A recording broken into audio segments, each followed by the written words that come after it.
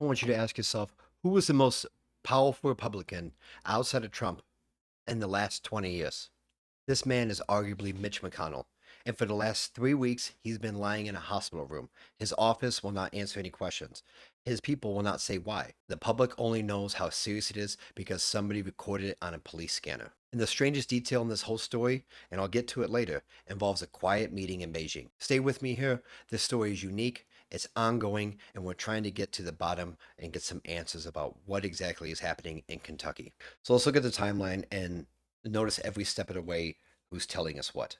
On June 14th, emergency crews are dispatched at Mitch McConnell's home in Washington. According to a dispatch obtained by NBC and CBS, the call describes a person unconscious, cardiac arrest, CPR in progress, and an advanced life support ambulance. Now, precision matters. The audio never says his name. His office has never confirmed the call was about him. What his office has said about the senator is he was hospitalized and receiving, quote, excellent care. That's it. That's the entire disclosure.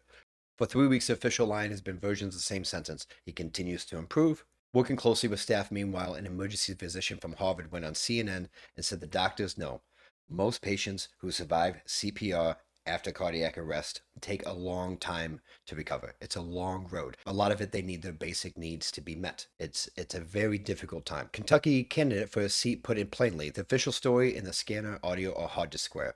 And I think Kentuckians, honestly, all of us deserve to know which one reflects reality. So who is the man at the center of all of this? Because his career is the reason the silence matters. Quickly, if you want the news that follows the receipts instead of the noise, this what this entire channel is about.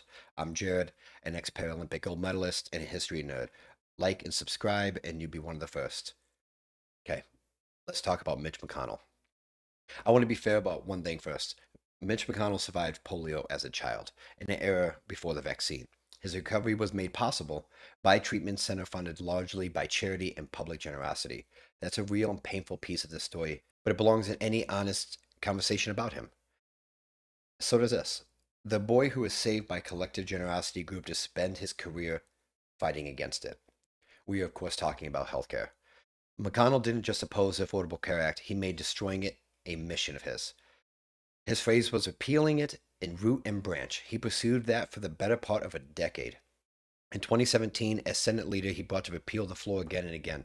The Congressional Budget Office scored his main bill as more than 20 million people losing coverage. 20 million people.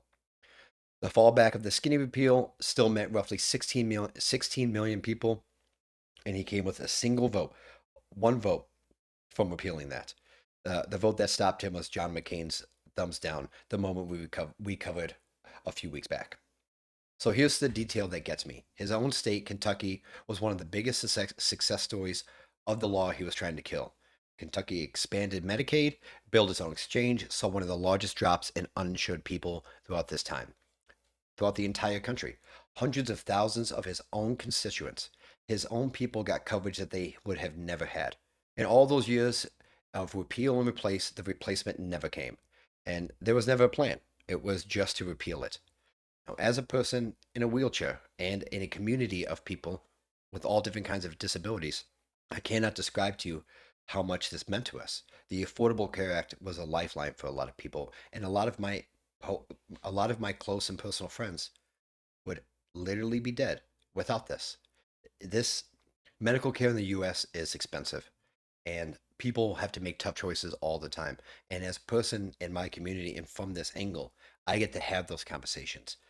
They're often not good conversations. It's tragic to hear about. And to know somebody is out there fighting against this.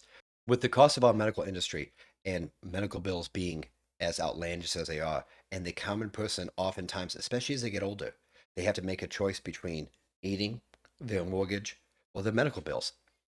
And this is something that cannot be sustained over time.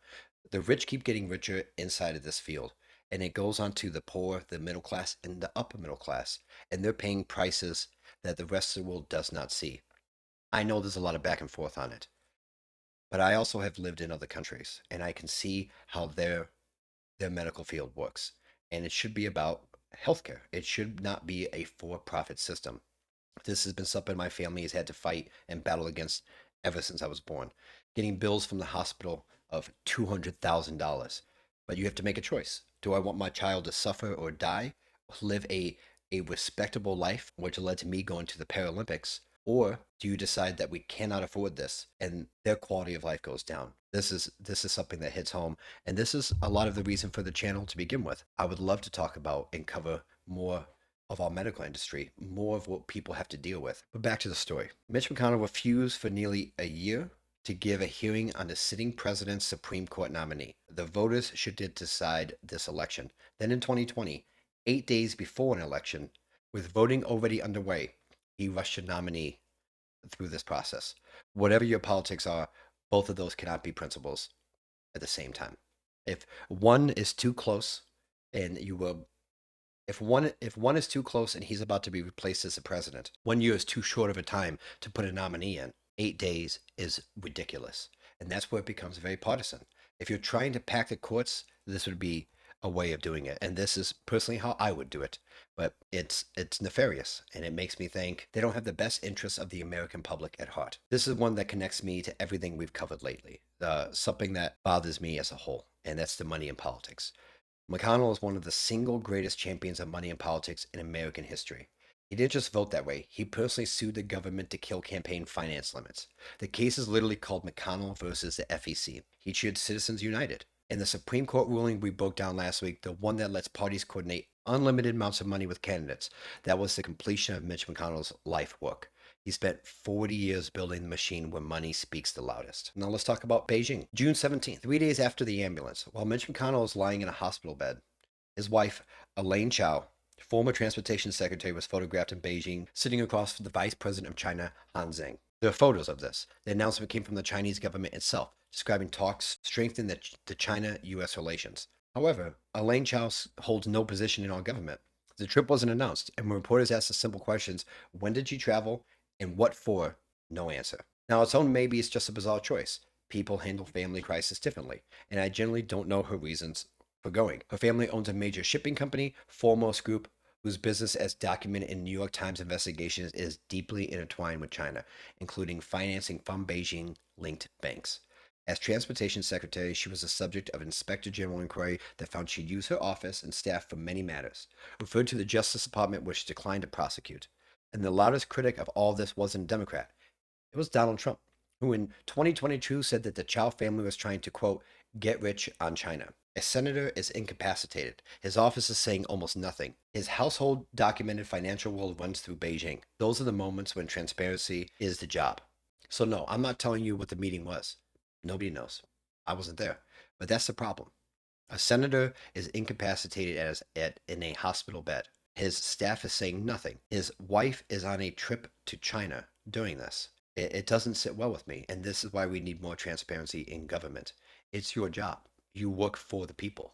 So let's take a step back.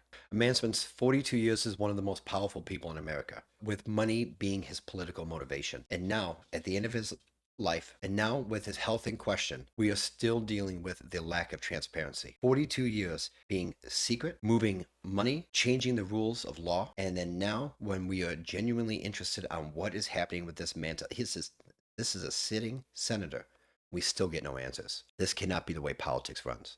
I cannot keep going onto the internet every day and watching all this, and politicians are running from questions. They will not answer for the American people. The greed in this country is hit at all-time high.